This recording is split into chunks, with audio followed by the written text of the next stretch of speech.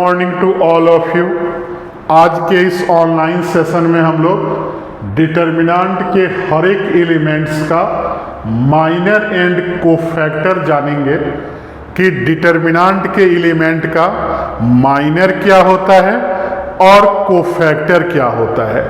तो इसको भी हम लोग दो पार्ट में पढ़ेंगे।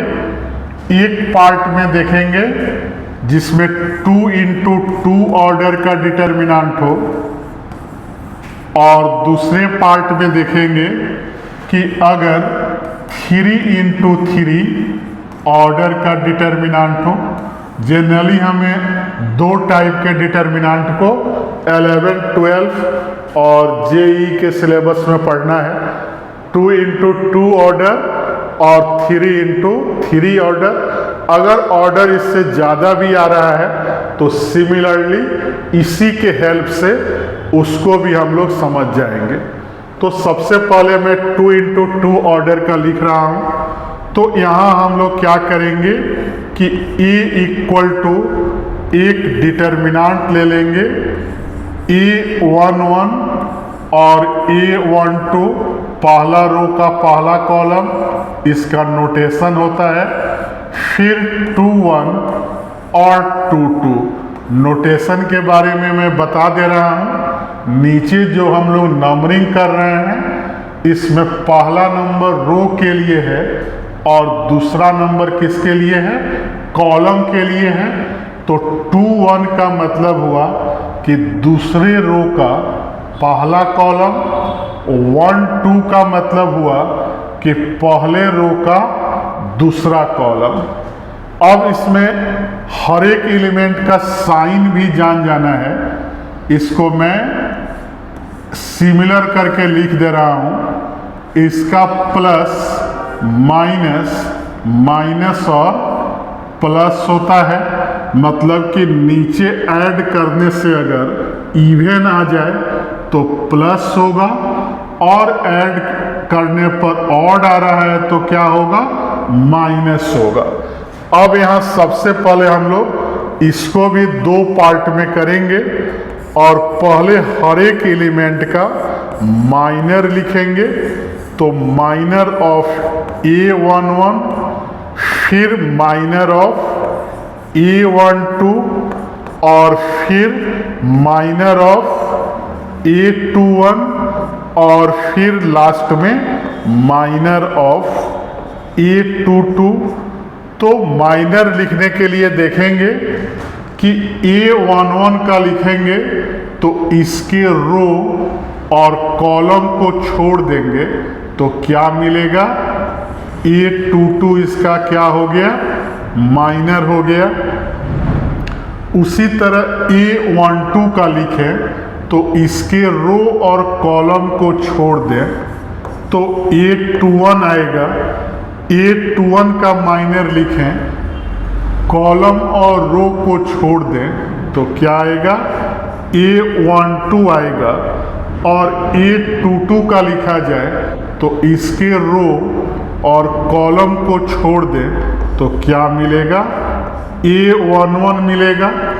मतलब कि किसी भी एलिमेंट का अगर माइनर लिखेंगे तो उसके रो और कॉलम को छोड़ने के बाद जो एलिमेंट बचेगा वही उसका क्या होगा, माइनर होगा। और उसके बाद हम लोग को कोफैक्टर लिखना है। तो कोफैक्टर में भी थोड़ा सा चेंज हो जाएगा।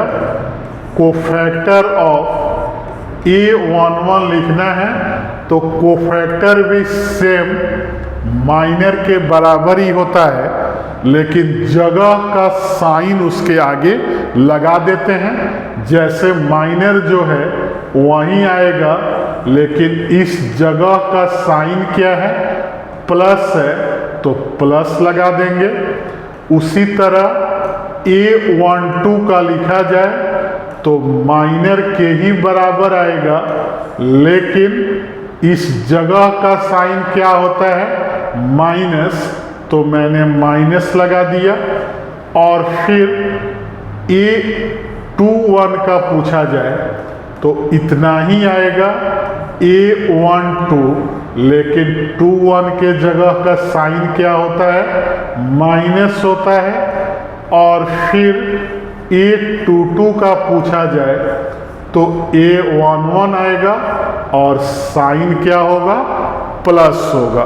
तो माइनर और कोफैक्टर में यही अंतर है कि माइनर बस उसके पार्टिकुलर रो और कॉलम को छोड़ने के बाद जो एलिमेंट आता है माइनर होता है, और उस प्लेस का अगर साइन लगा दें माइनर के पहले तो क्या मिलेगा, कोफैक्टर मिलेगा। अब 3 × 3 ऑर्डर में हम लोग आसानी से लिख सकते हैं। अगर यहाँ आप लोग समझ गए तो इसको हम लोग आसानी से लिखेंगे। A11 A12, पहले तो नोटेशन के साथ में एलिमेंट लिख दे रहा हूँ। A22 A23, फिर A31 और A32 और 33 हो गया। और इस नोटेशन का मतलब आप लोग समझते हैं कि 3 1 है, मतलब कि थर्ड रो है और पहला क्या है, कॉलम है। तो इसमें भी मैं 3 एलिमेंट का माइनर लिख दे रहा हूँ। एक तो A11 का और एक मैं लिखूंगा A23 का, और फिर लास्ट में मैं लिख दूंगा माइनर ऑफ A31 का। इसी के हेल्प से हम लोग किसी भी एलिमेंट का माइनर लिखेंगे तो A11 का लिखेंगे तो इसके रो को और कॉलम को छोड़ दें तो क्या मिलेगा, A22 A23 और फिर A32 और फिर कितना आएगा, A33। और इसको कैसे सॉल्व करते हैं, तो पहले मेन डायगोनल को गुना करेंगे तो A22 A33 और माइनस सेकेंडरी डायगोनल का गुना करके इससे माइनस कर देते हैं। तो माइनर का वैल्यू यहाँ से हमने फाइंड कर लिया। और A23 में देखें तो इसके रो और कॉलम को छोड़ दे तो क्या मिलेगा, A11 A12 फिर A31 और A32। तो इसमें भी उसी तरह से सॉल्व करेंगे। पहले मेन डायगोनल का मल्टीप्लाई और माइनस करके सेकेंडरी डायगोनल को गुना कर देंगे। अब अगर A31 निकालना हो तो इसके रो और कॉलम को छोड़ देंगे तो क्या आएगा, A12 A13 और फिर A22 और A23। फिर अगर पहले मेन डायगोनल का मल्टीप्लिकेशन तो A12 A23 और माइनस कितना आएगा, A22 और A13 एंड सो ऑन। तो इस तरह से हम लोग क्या करते हैं कि किसी भी एलिमेंट का माइनर फाइंड करेंगे। अब कोफैक्टर के लिए इसके जगह का साइन देखना है तो यहाँ 1 1 है, ऐड करने पर इवन आएगा तो प्लस साइन, माइनस प्लस, फिर minus plus minus plus minus plus हो गया। अब हम लोग 3 × 3 ऑर्डर में इसी तीनों एलिमेंट का क्या देख लेंगे, कोफैक्टर देख लेंगे। तो मैं नेक्स्ट पेज पर चल रहा हूँ। अपने दिमाग में इसका साइन रखना है कि कोफैक्टर हम लोग माइनर के आगे अगर उस पोजीशन का, उस एलिमेंट का साइन लगा दिया जाए तो माइनर किस में बदल जाएगा, कोफैक्टर में। तो नेक्स्ट पर मैं चल रहा हूँ। 3 इंटू 3 ऑर्डर के कोफैक्टर पर, तो सबसे पहले मैं कोफैक्टर लिख रहा हूँ, कोफैक्टर ऑफ A11, फिर मैं लिखूँगा कोफैक्टर ऑफ A23 का, और फिर हम लोग लिख लेंगे कोफैक्टर ऑफ A31 का। तो यहाँ मैं फिर से डिटर्मिनेंट बना दे रहा हूँ कि समझने में आसानी होगा। A11, A12, A13, फिर 21, 22 और 23, और फिर 31, 32 और 33, और इसका साइन हमने क्या लिखा था, plus minus plus, minus plus minus, और प्लस माइनस प्लस। तो कोफैक्टर के लिए क्या करेंगे कि पहले A11 का माइनर लिखेंगे। तो माइनर के लिए क्या मैंने बताया कि रो और कॉलम को छोड़ देंगे, तो क्या आएगा, 822 और 823, और फिर आएगा 832 और 833। लेकिन इसके आगे इसके पोजीशन का जो साइन होगा उसको लगा देंगे।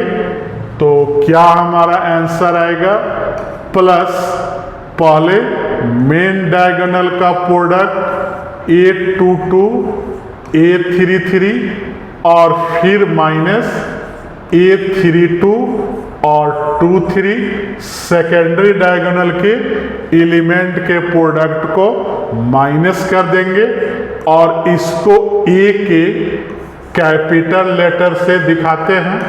कैपिटल लेटर का मतलब हुआ कि इस पोजीशन का कोफैक्टर हमने लिख दिया।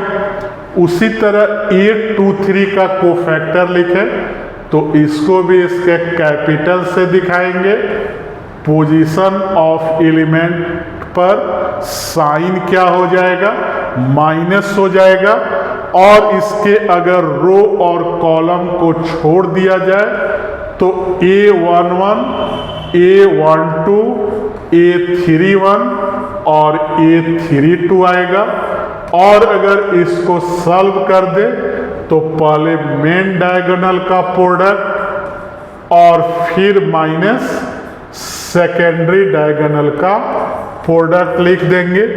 उसी तरह 31 को A31 से डिनोट करेंगे, और 31 का साइन क्या होगा, प्लस होगा। उसके बाद माइनर लिखेंगे, तो क्या आएगा, A12, A13, A22 और A23। तो कितना आ गया, प्लस A12, A23 और A22 into A13 and so on. इसी तरह से सारे एलिमेंट का हम लोग माइनर और कोफैक्टर लिख सकते हैं। तो हमारे वीडियो को लाइक, चैनल को सब्सक्राइब और फेसबुक आईडी को फॉलो करते रहें। Thank you.